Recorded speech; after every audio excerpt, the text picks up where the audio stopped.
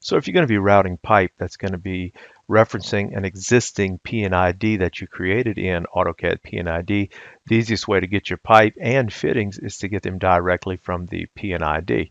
Let's take a look at a tool that's going to help us do that.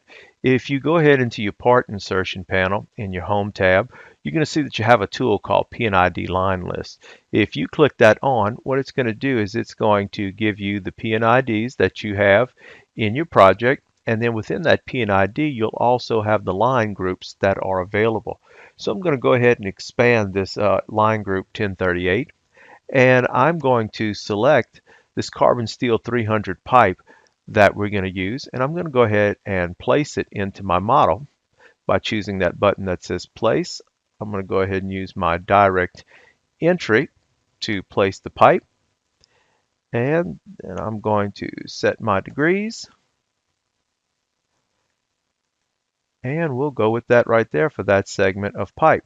Now, to be able to enter a gate valve into here, what we're going to do is we're going to just click on the gate valve that's in the project in the PID, and then we're going to place it. Since we're going to place this one at the end of our pipe, we're going to use our node snap. Whenever I get the OK on the node, I'll go ahead and click that.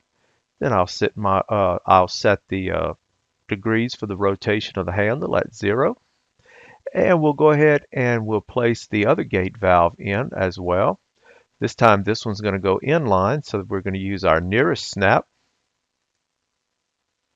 And when I get the clearance for the nearest, I'll go ahead and set it, and go ahead and also set a 0 degrees on our rotation.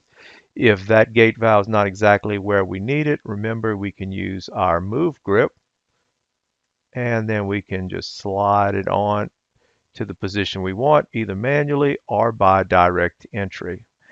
And that's just a little bit that you can do using your PID line list to route pipe and choose your fittings.